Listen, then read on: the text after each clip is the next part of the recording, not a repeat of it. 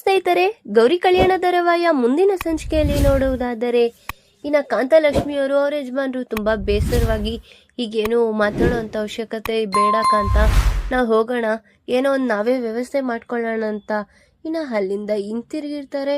ಇನ್ನು ಈ ಕಡೆ ಇದ್ರೆ ಅಷ್ಟೊತ್ತಿಗೆ ಹೌದು ಏನು ಮಚ್ಚಿ ಕಾಲೇ ಮಾಡಿಲ್ಲ, ಎಲ್ಲೋದ್ಲು ಇವಳು ಅಂತ ಕಾಲ್ ಮಾಡೋದಕ್ಕೆ ಹೊರಟಿರ್ತಾನೆ.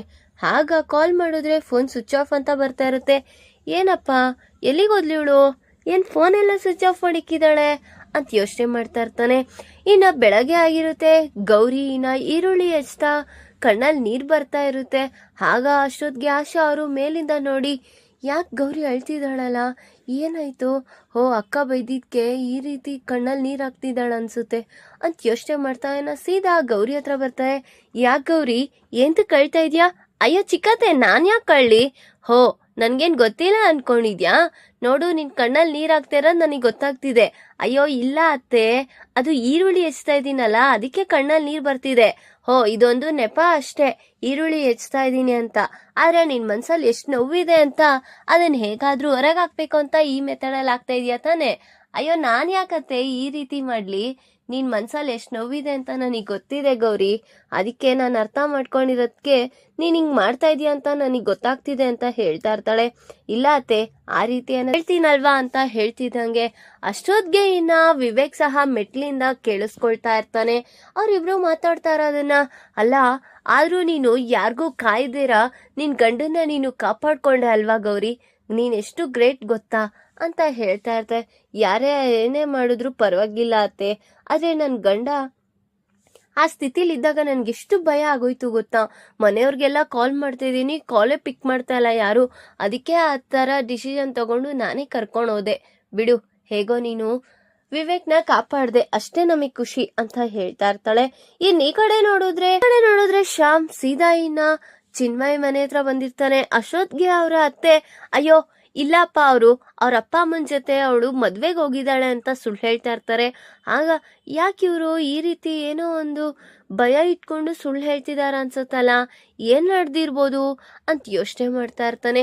ಹೌದಾ ಸರಿ ಆಂಟಿ ಅಂತ ಇನ್ನ ಅಲ್ಲಿಂದ ಹಿಂತಿರ್ಗಿರ್ತಾನೆ. ಈ ಕಡೆ ನೋಡಿದ್ರೆ ಪೊಲೀಸ್ ಸ್ಟೇಷನ್ ಅಲ್ಲಿ ಇನ್ನ ಚಿನ್ನೂನ ಕೋರ್ಟಿಗೆ ಸಬ್ಮಿಟ್ ಮಾಡ್ಬೇಕು ಅಂತ ಇನ್ನ ಅವರೆಲ್ಲ ಮಾತಾಡ್ತಾ ಇರ್ತಾರೆ. ಅಷ್ಟೊತ್ತಿಗೆ ಇನ್ನ ಕಾಂತಲಕ್ಷ್ಮಿ ಅವ್ರ ಅಕ್ಕ ಮತ್ತೆ ಅವ್ರ ಯಜಮಾನ್ರು, ಅಯ್ಯೋ ಸರ್ ಹೀಗೇನ್ ಸರ್ ಮಾಡೋದು, ಬಿಟ್ಬಿಡಿ ಸರ್, ನನ್ನ ಮಗಳು ಯಾವ್ದೇ ರೀತಿ ತಪ್ಪು ಮಾಡಿಲ್ಲ ಅಂತ ಹೇಳ್ತಾ ಇದೀನಲ್ವಾ ಅಂತ ಹೇಳ್ತಿದ್ರು. ನೀವೇನೇ ಹೇಳ್ಕೊಳಂಗಿದ್ರೆ ಕೋರ್ಟಿಗೆ ಬಂದು ಹೇಳ್ಕೊಳ್ರಮ್ಮ ಅಂತ ಹೇಳ್ತಾ ಇರ್ತಾರೆ. ಧಾರಾವಾಹಿಯ ಪ್ರತಿಯೊಂದು ಸಂಚಿಕೆ ತಪ್ಪದೆ ನೋಡಬೇಕಾದರೆ ನಮ್ಮ ಜ್ಯೋತಿರ್ಭವ ಚಾನೆಲ್ ಈಗಲೇ ಸಬ್ಸ್ಕ್ರೈಬ್ ಮಾಡ್ಕೊಳ್ಳಿ. ಹಾಗೆ ಪಕ್ಕದಲ್ಲಿರುವ ಬೆಲ್ ಬಟನ್ ಅನ್ನು ಪ್ರೆಸ್ ಮಾಡಿ ಅದರಲ್ಲಿ ಆಲ್ ಆಪ್ಷನ್ ಸೆಲೆಕ್ಟ್ ಮಾಡ್ಕೊಳ್ಳಿ. ಇದರಿಂದ ನಾವು ರಿಲೀಸ್ ಮಾಡುವಂತಹ ಸಂಚಿಕೆ ಅಪ್ಡೇಟ್ ನೋಟಿಫಿಕೇಶನ್ ಸಿಗುತ್ತೆ ಅಂತ ಹೇಳ್ತಾ ಇರ್ತಾರೆ. ಏನ್ರಿ ಮಾಡೋದೀಗ, ಏನ್ರಿ ಯಾರ್ರಿ ನಮ್ನ ಕಾಪಾಡ್ತಾರೆ ಅಂತ ಕಾಂತಲಕ್ಷ್ಮಿ ಅವ್ರ ಅಂತ ಇದ್ದಂಗೆ ಅಷ್ಟೊತ್ತಿಗೆ ಇನ್ನ ಶ್ಯಾಮ್ ಬರ್ತಾನೆ. ನಾನ್ ಹೇಳಿದ್ರು ಬಿಡಲ್ವಾ ಇನ್ಸ್ಪೆಕ್ಟರ್ ಅಂತ ಹೇಳ್ತಿರ್ತಾರೆ.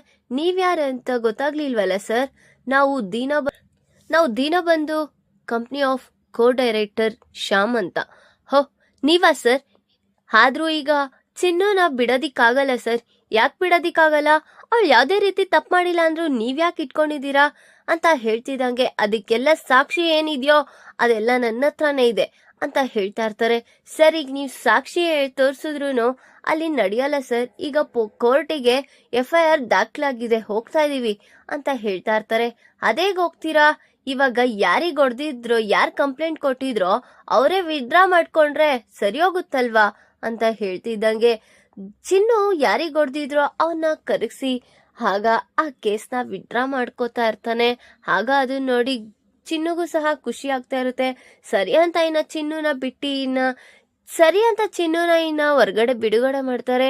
ಈ ಕಡೆ ನೋಡಿದ್ರೆ ಕಾಂತಲಕ್ಷ್ಮಿ ಅವರು ಶ್ಯಾಮ್ಗೆ ಕೈದ್ ಮುಗ್ದಿ, ತುಂಬಾ ಥ್ಯಾಂಕ್ಸ್ ಅಪ್ಪ, ನನ್ನ ಮಗಳ ಜೀವನ ಏನಾಗುತ್ತೋ ಅಂತ ಅನ್ಕೊಂಡಿದ್ದೆ, ನೀನ್ ಹೇಗೋ ಬಂದು ಕಾಪಾಡ್ದೆ. ಅಯ್ಯೋ ಆಂಟಿ ಇಷ್ಟಕ್ಕೆಲ್ಲ ನೀವು ಈ ರೀತಿ ಕೈ ಮುಗಿಬೇಡಿ, ಏಂತಕ್ಕಂದ್ರೆ ನಮ್ಮ ಅತ್ತಿಗೆ ಫ್ಯಾಮಿಲಿ ಅಂದ್ರೆ ನನ್ಗೂ ಫ್ಯಾಮಿಲಿನೇ, ಅವ್ರಿಗೆ ತೊಂದರೆ ಆಗ್ತಿದೆ ಅಂದ್ರೆ ನಮಗೂ ತೊಂದರೆ ಆಗ್ತಾ ಇದ್ದಂಗೆ ಲೆಕ್ಕ, ಅವ್ರ ಫ್ಯಾಮಿಲಿನ ನೋಡ್ಕೋಬೇಕಾಗಿರೋ ರೆಸ್ಪಾನ್ಸಿಬಿಲಿಟಿ ನಂದೇ ಇದೆ ಅಂತ ಹೇಳ್ತಾ ಇರ್ತಾನೆ. ಆಗ ಇನ್ನ ಸರಿ ಅಂತ ಎಲ್ಲರೂ ಅಲ್ಲಿಂದ ಹಿಂತಿರುಗಿರ್ತಾರೆ ಮನೆಗೆ.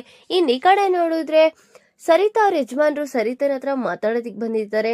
ಏನು ನಿನ್ ಮಗನ್ ಬಗ್ಗೆನೇ ಯೋಚನೆ ಮಾಡ್ತಾ ಇದ್ಯಾ? ಹೌದು ರೀ, ನೀನ್ ಬರೀ ನಿನ್ ಮಗನ್ ಬಗ್ಗೆನೇ ಯೋಚನೆ ಮಾಡ್ತಿದ್ರೆ ನಿನ್ ಸೊಸೆ ಬಗ್ಗೆ ಯಾರು ಯೋಚನೆ ಮಾಡ್ತಾರೆ? ನಾನೆಂತಕ್ಕೆ ಯೋಚನೆ ಮಾಡ್ಬೇಕು ರೀ? ಅಲ್ಲ, ನೀನ್ ಇಲ್ಲ ಅಂದ್ರೂ ಅವಳ ರೆಸ್ಪಾನ್ಸಿಬಿಲಿಟಿ ತಗೊಂಡು ನಿನ್ ಮಗನ್ನ ಕಾಪಾಡಿದಾಳೆ. ನೀನು ಎಲ್ಲರ ಮುಂದೆ ಅವಳಿಗೆ ತುಂಬಾ ಅವಮಾನ ಮಾಡಿದ್ರು ಯಾರತ್ತಾದ್ರೂ ಏನಾದ್ರೂ ಹೇಳಿದ್ಲಾ? ಇಲ್ಲ. ಅಟ್ಲೀಸ್ಟ್ ನೀನು ಅವಳಿಗೆ ಒಂದು ಥ್ಯಾಂಕ್ಸ್ ಆದ್ರೂ ಹೇಳ್ಬೇಕು ಅನ್ನೋದು ಕಾಮನ್ ಸೆನ್ಸ್ ಇಲ್ವಾ ಸರಿತಾ ಅಂತ ಹೇಳ್ತಾ ಇರ್ತಾರೆ. ರೀ, ಈಗ ಥ್ಯಾಂಕ್ಸ್ ಹೇಳಿ ಏನ್ರಿ ಮಾಡ್ಲಿ? ನೀನ್ ಹಂಗ ಅನ್ಕೋಬೇಡ ಸರಿತಾ. ಒಂದು ಥ್ಯಾಂಕ್ಸ್ ಹೇಳಿದ್ರು ಅವ್ರಿಗೂ ಒಂದು ಖುಷಿ ಆಗುತ್ತೆ. ಬಾ ಹೇಳು ಅಂತ ಹೇಳಿ ಅವ್ರ ಯಜಮಾನ್ರು ಕರ್ಕೊಂಡು ಹೊರಟಿರ್ತಾರೆ. ಈ ಕಡೆ ನೋಡಿದ್ರೆ ಗೌರಿನೂ ಸಹ ಆ ಕಡೆಯಿಂದ ಬರ್ತಾ ಇದ್ದಂಗೆ, ಅಯ್ಯೋ ಯಾಕತ್ತೆ, ಏನಾಯ್ತು? ಏನ್ ಮಾವ, ಏನಾದ್ರು ಬೇಕಿತ್ತಾ? ಅಯ್ಯೋ ಅದೇನೂ ಇಲ್ಲಮ್ಮ ಗೌರಿ, ನಿಮ್ಮ ಅತ್ತೆ ನಿನ್ನ ಹತ್ರ ಏನೋ ಹೇಳೋಣ ಅಂತ ಬಂದ್ರು. ಏನತ್ತೆ ಅಂತ ವಿಚಾರ? ಏನಾದ್ರೂ ಎಮರ್ಜೆನ್ಸಿ ಇದೆಯಾ ಹೇಳಿ ಅಂತ ಕೇಳ್ತಾ ಇರ್ತಾಳೆ. ಹೇ, ನೀನು ಆ ರೀತಿ ಎಲ್ಲ ನಾಟಕ ಆಡ್ಬೇಡ, ನಾನು ಹೇಳೋ ಅಷ್ಟು ಕೇಳಿಸ್ಕೊ. ಅಯ್ಯೋ ಮತ್ತೆ ಹೇಳಿ ಅತ್ತೆ, ಏನೋ ಮುಚ್ಚಿಡ್ತಾ ಇದ್ದೀರಾ ಹೇಳಿ ಅಂತ ಹೇಳ್ತಾ ಇರ್ತಾಳೆ.